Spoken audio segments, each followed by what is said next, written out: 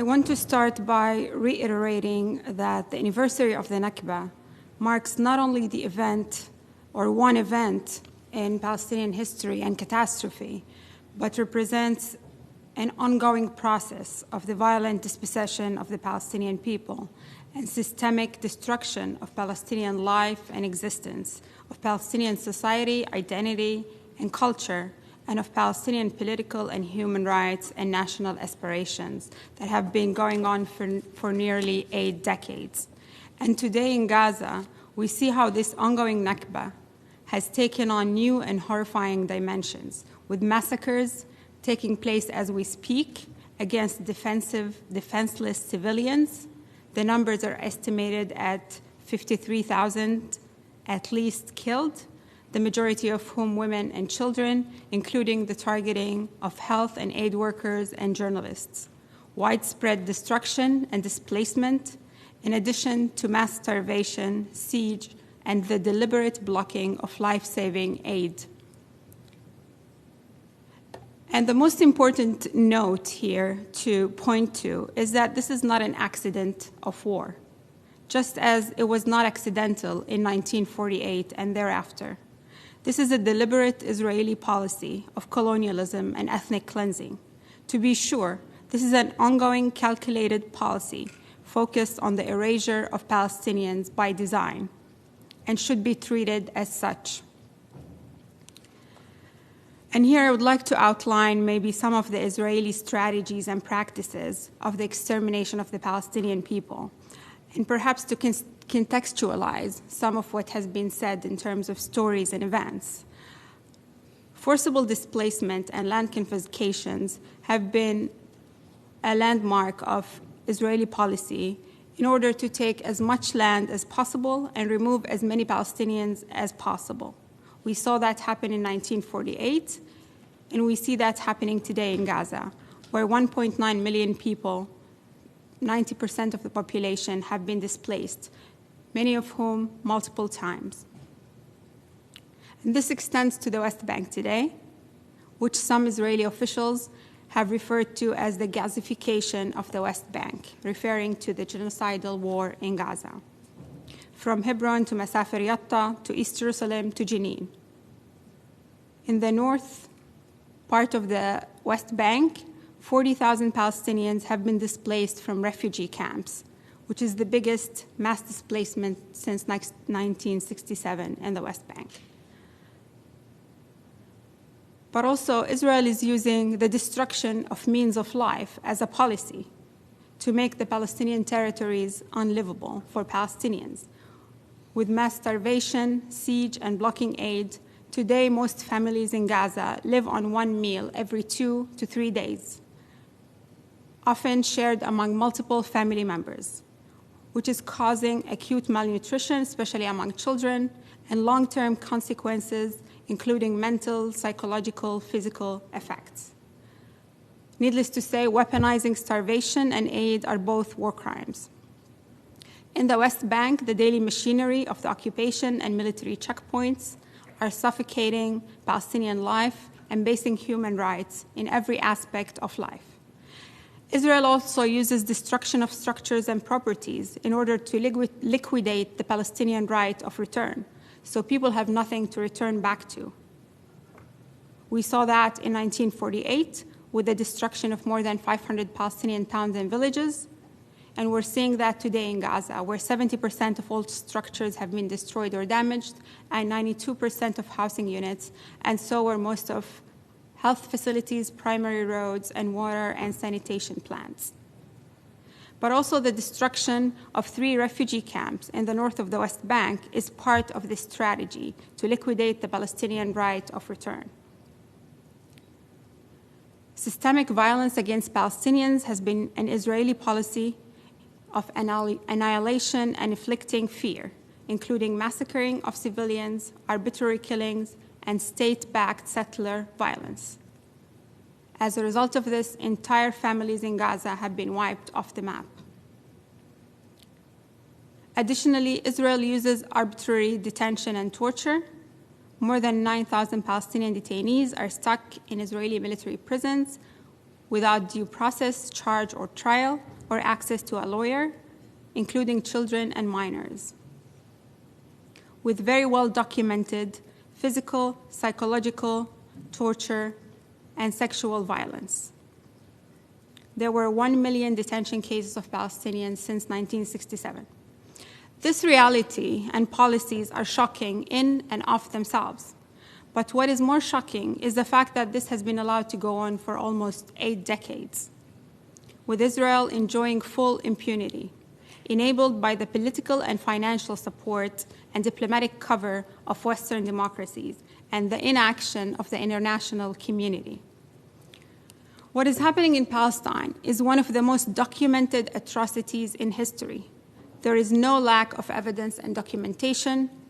For decades, we watch the live stream genocide unfold in the palms of our hands in real time.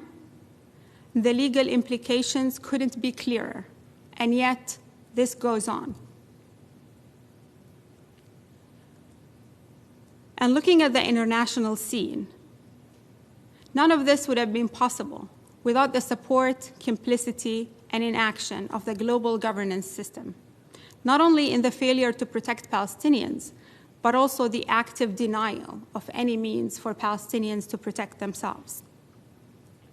One component of this failure is the widespread epistemic violence against the Palestinians and the Palestinian narrative globally, especially the silencing and blocking and shutting down of Palestinian voices.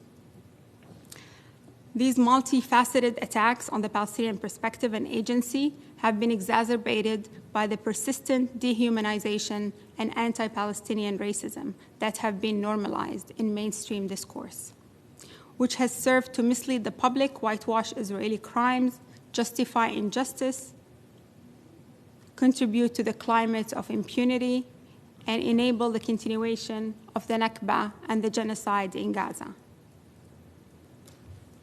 And on this note, I would say it's critical at this time to address the dehumanization of Palestinians and the normalization of anti-Palestinian racism,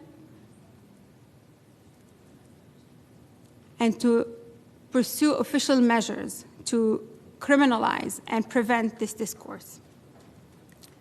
And the more important component here is something that's been mentioned, I think, extensively throughout the day, and it's the failure of the global order and the selective application and enforcement of international law.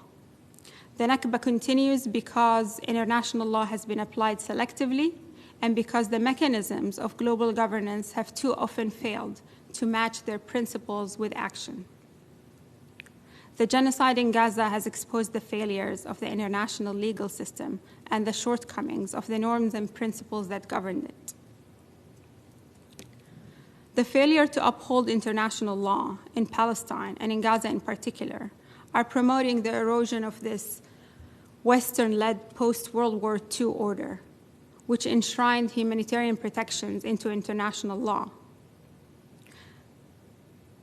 And as has been already said, this will have wider lasting implications for justice efforts around the world, far beyond Gaza and well after this war.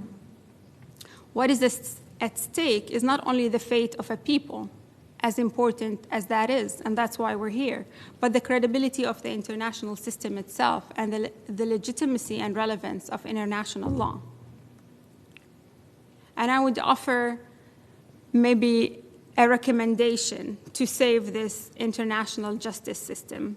And as unrealistic as that sounds, it is high time to reform the international order and confront the inequalities that produce this system, particularly reforming its financial dependence on large powers, decentering the political, media, military, and economic elites of the global north, and breaking the monopoly over international affairs.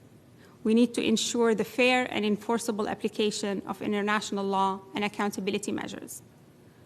But in the meantime, individual states, especially small and medium states in the global south, who have taken important actions over the past 18 months with regard to the genocide in Gaza, can act outside of the constraints of this global order. They can take measures like diplomatic sanctions and cutting ties, arms embargoes, bringing on and implementing cases at the ICC and the ICJ, like they have done, recognizing Palestine, among others. Today, we still hear statements that could have been delivered 30 years ago or more, and probably have been, about the two-state solution, the settlements, and the inalienable rights of the Palestinian people. It is evident that Israel has managed to dictate the terms of reference and continues to lower the bar for what Palestinians should accept. This was the problem with the partition plan before 1948 and after. This was the problem with the two-state solution, and this is the problem now. Now we are at a point where ending the starvation of 2 million people in Gaza would be considered a global accomplishment. And while this is a very important and urgent matter, Palestinian rights should not be reduced to humanitarian relief and a state minus. Today, even discussions about the ceasefire in Gaza and Israeli withdrawal have taken a back seat, let alone the issue of giving the people of Gaza a chance at life, ending the occupation and the system of apartheid, and fulfilling Palestinian rights and statehood. We must not fall for this. It is time now, more urgent than ever, for the international community to act and enact serious and practical mechanisms to protect Palestinians, but also to take a proactive role in enforcing international law and human rights principles and real progress towards justice. It is my hope and recommendation that the international conference in June is seen as an opportunity for new approaches and for action beyond the usual statements of condemnation and denunciations, and for pursuing alternative efforts and rights-based solutions. Thank you.